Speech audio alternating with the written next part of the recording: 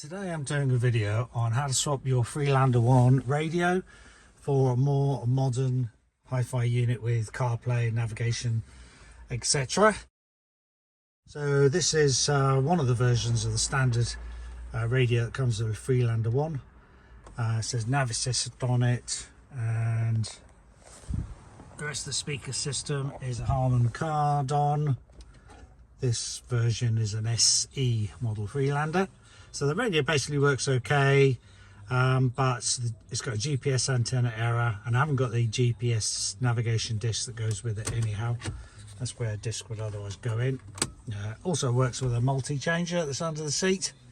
So it's okay, and I have used one of these Bluetooth to FM radio converters, which works quite well. Let's just put the ignition on. Bluetooth connects to your phone, and you can play Spotify from your phone through onto a radio station on the radio, so that works quite well. Sometimes I've had the phone mounted in this useful little holder in front of the dash. Sometimes I'll jam it in the cup holder, but I've had the opportunity to do a review. Strangely, they didn't actually insist that I did a YouTube review, but they sent me this doubled-in Carplay, all singing, all dancing Android system. That's the model numbers on the bottom there. Made by ATOTO. See it working in a minute. Seems to have a lot of functionality, quite a detailed online manual. As I say, look it up for yourself.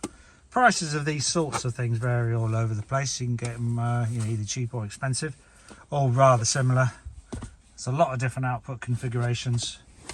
Could be quite interesting interfacing onto the Freelander system. Cables that come with it as ISO A and B type cables, nicely labelled with all the different outputs, and it even has a free wire system for if you don't want to use ISO. That plug goes in the back of the radio, and then you could just cut and strip your wires, connect into the car wiring directly. There's a couple of USB connecting ones for storage, for playing audio or video. Basic mounting kit. Doesn't come with a doubled-in frame, so this is a doubled-in size. Comes with some very nice radio antenna adapters and things. So pretty comprehensive. Fortunately, a doubled-in is exactly the right size. So this is the frame that came with it. You can see that will hopefully fit in rather nicely once I've taken out the radio and this glasses holder. Now, to remove it all, people talk about getting your fingers in, pushing this down,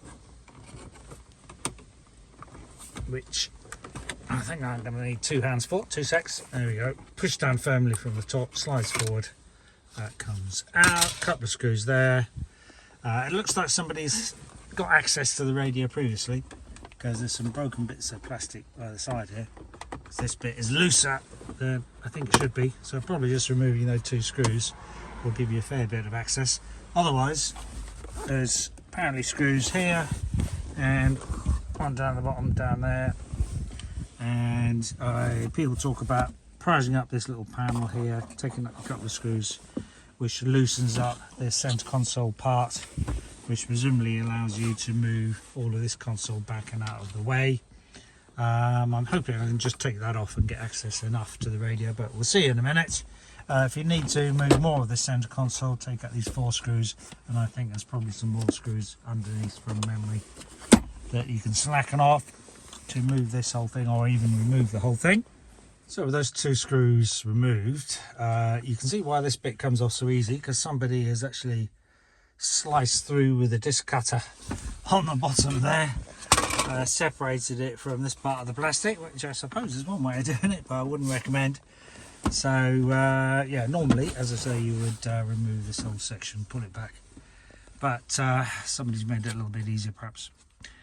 So there's more screws to undo. You can see we've got screws here to remove this big block of metal that's part of the doubled-in installation. It's got some specialist 3-point screws for the outer casing. I'm not sure if I'm going to need to remove those. I'll come to that in a minute. So let's have a go at these 4 screws. Okay, and then that whole unit actually lifts out. Very nice and easy. Possibly can see why that GPS antenna error is coming up. This wire seems to be broken off. No matter. And with the wires disconnected, that just easily comes out. You can see where that GPS connection goes that was disconnected. Obviously down there, that's the main aerial. Somebody's had a bit of a hack at this already. So put that to one side. And let's see how our new radio might fit in. Still in the wrapper. And it's got these mounting plates that go onto the side of it, which is probably all I need to use actually. Yeah, I can get one each side. Don't even need, I don't think, a doubled-in mounting frame. So once we've mounted those, that'll go there. Frame around it to fill the gap, hopefully. That should just about fill the hole, I think. A bit easier than I thought it was going to be. Oh, interestingly, I thought these Freelander sockets were going to be non-ISO, maybe on the earlier version or different radios. But by the looks of things, these seem to be ISO connectors. Quick Google search said that the Freelander is an ISO B type. The only difference being that the 2 power wires, the permanent one and I think the switched ignition one, are swapped over. So if you've got a different sort of radio and you find problems with your radio stations not being stored, then swap over those 2 wires. Probably red and orange. Can't remember, what does it say? Is it labelled on the other one? Let's have a look. Yeah, so red is the accessory / ignition power, the one that goes off and on with the ignition. Yellow is the constant battery power one. So those would be the 2 that you would swap if you have problems with it remembering its stations or its setups or not coming on or off at the right time. So first a quick test. I've got the main power and speaker plugs plugged in, not all the steering wheel controls and amplifier, power feed, or the aerial, because I need a little adapter. I need one of those long FM plugs to adapt onto that shorter FM aerial connector. But no matter, since we've got power and we've got the mounting brackets roughly loosely mounted at the sides, it should allow for a perfect position once I get some self-tapping screws through here to mount it. On with the ignition in the accessory position, just power up, check it works. A couple of boot screens, and then it's coming up with this QR code for downloading the app, for updating the firmware and so on. So we'll do that, see how much further we get.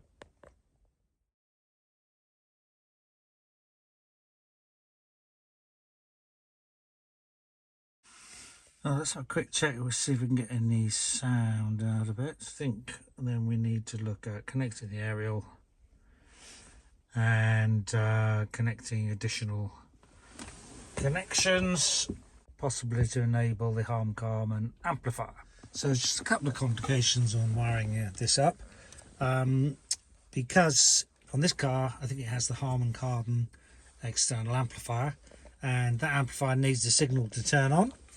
And so coming out of the radio, there's a signal that's conveniently labelled amplifier turn on, and the wire that needs to go to on the Freelander is that purple and yellow wire.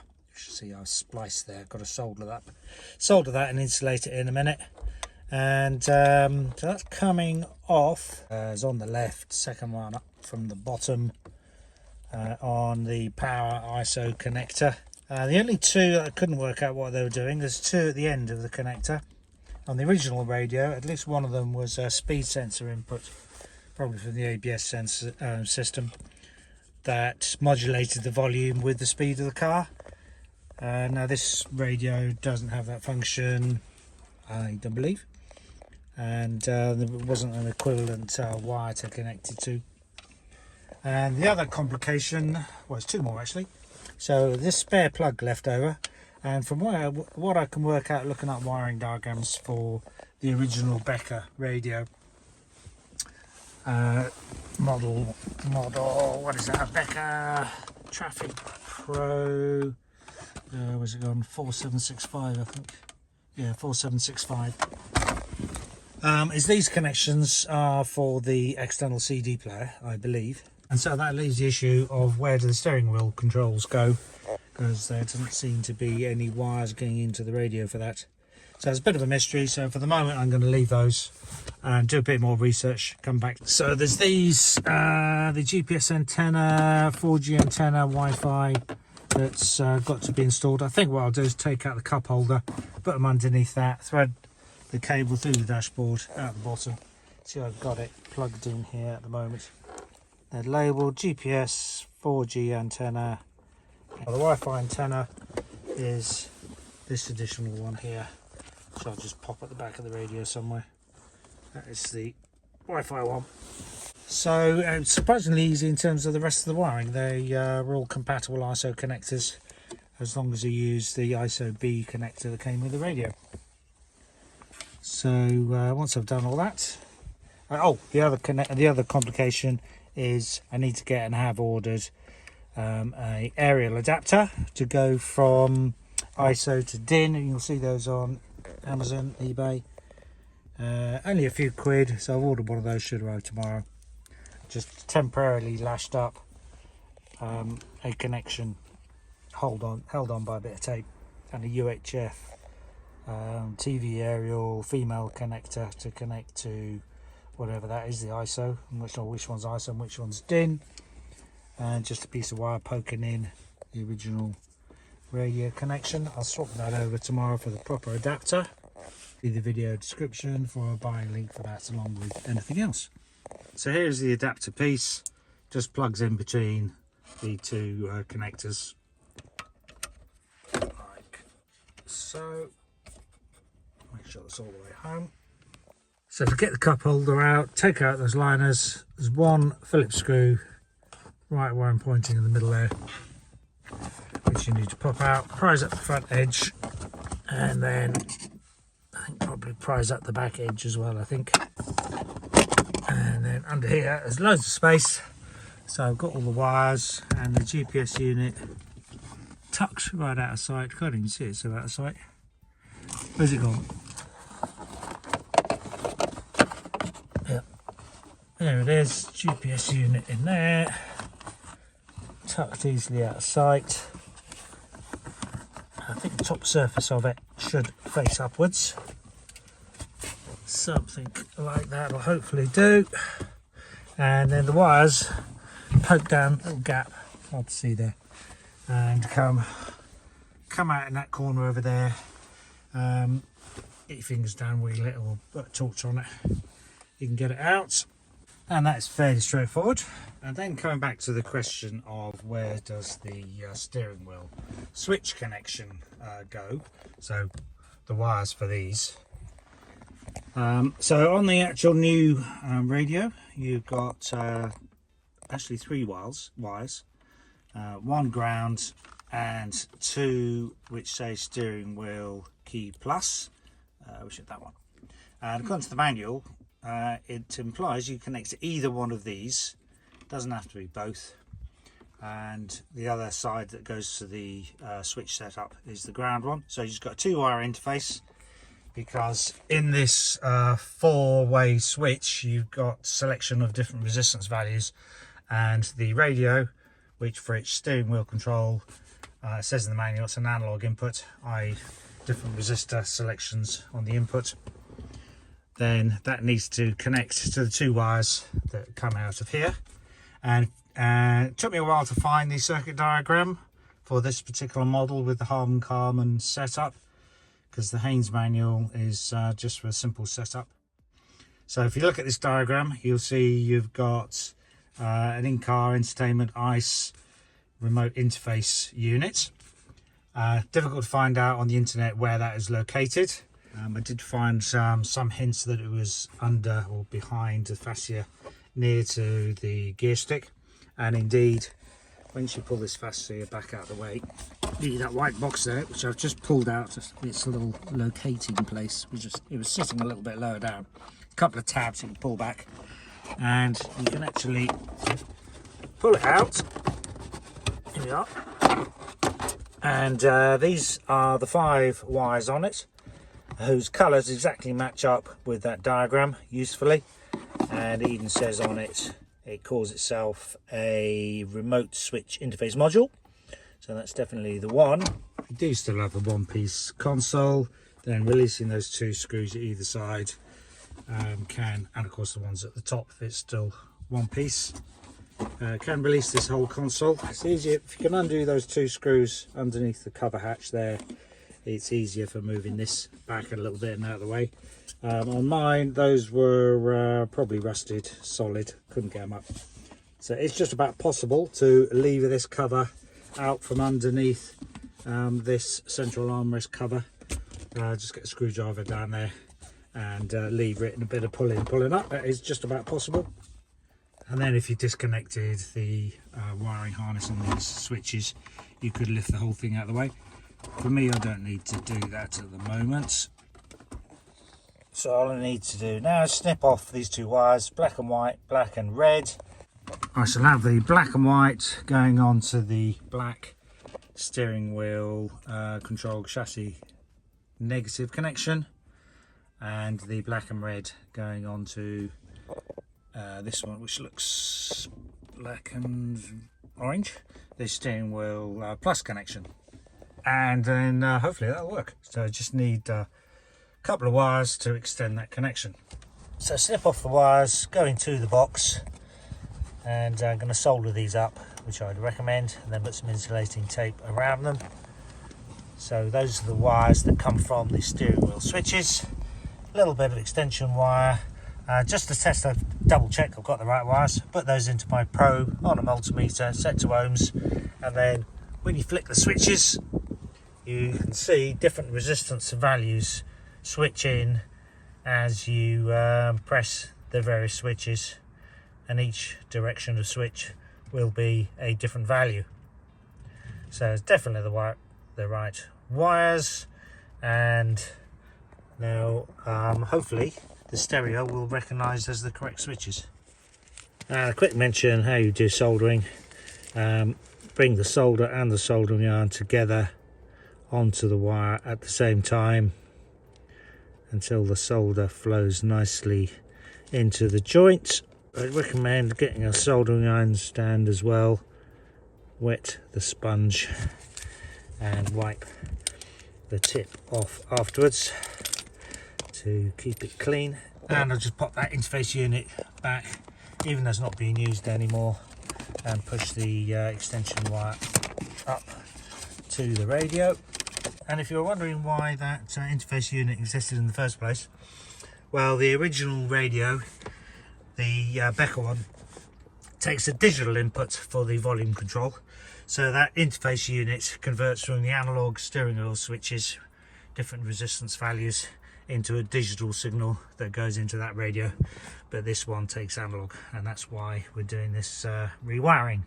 And I don't think it actually matters which way round we connect to these, because it's just a resistance between the 2 wires. So here's how we program the steering wheel controls. Go into the settings, like so. There's a lot of different settings for the device. So you look for the steering wheel control, steering wheel learning, SWC learning option, and then you've got various functions that you can set up. You have to press start first, and then you select the function that you want that key to control. Go over to your steering wheel control, press the button in that direction that you want to be set, save it away, and then start again. Do the other buttons, wait for it to flash, and then in this case do the volume up selection on the switch, save that away, and so on, doing whatever other controls you want. Obviously in this case you've got the channel go forward and backwards, which are those ones. So you could also set one of the buttons to do the voice control option, so that AI voice control icon at the end there would allow you to talk to it. There's a few details in the manual about setting that up. Another little point worth mentioning is I've got loads of screws of different sorts down here, just to make it more difficult to remove if anyone wants to try and nick it, including a Allen key headed bolt, same the other side as well. Just slows a potential burglar down a little bit. So this is it all installed. Comes on very quickly when you turn on the ignition. Let's capture that turning on now. Up within a few seconds. And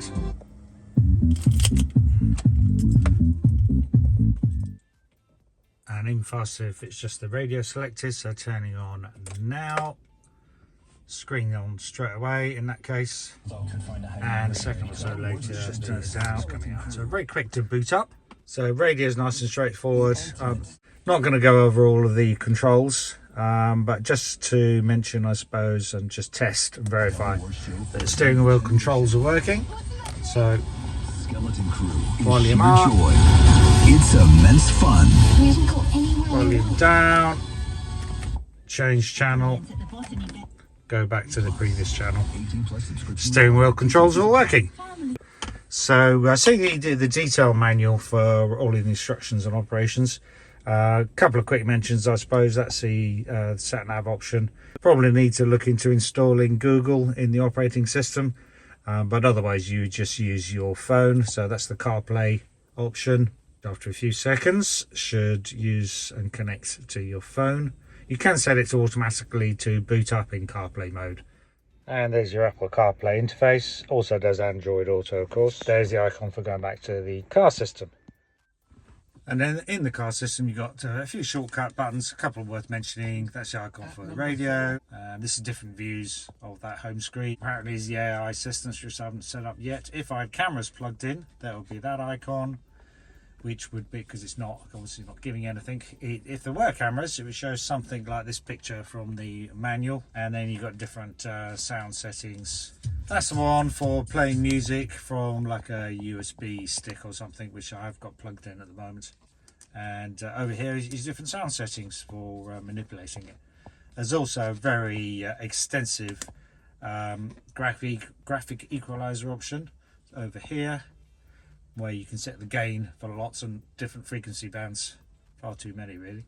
If you find the minimum volume is not quite quiet enough, then you could adjust all of these gains down as well to make it even quieter. Got a lot of features, Google Assistants. I see it's also got an HDMI input on the back of the device, so conceivably you could even plug in a Amazon Fire Stick to have all of those programs like Netflix and Amazon Prime and so on, using perhaps a Wi-Fi hotspot from your phone.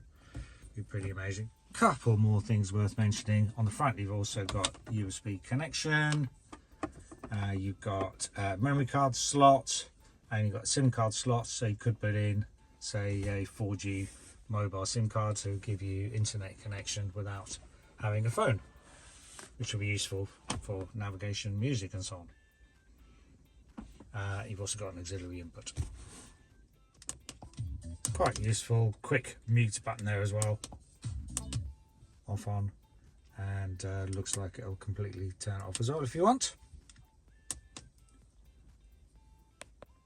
So that's about it without going into any more details. So if you fancy a unit like this, it's a good upgrade for an old car like the Freelander, 20 years old after all. And look at the video description section for any buying links from Amazon and the like. Thanks for watching. Good luck with yours. Cheers. Bye.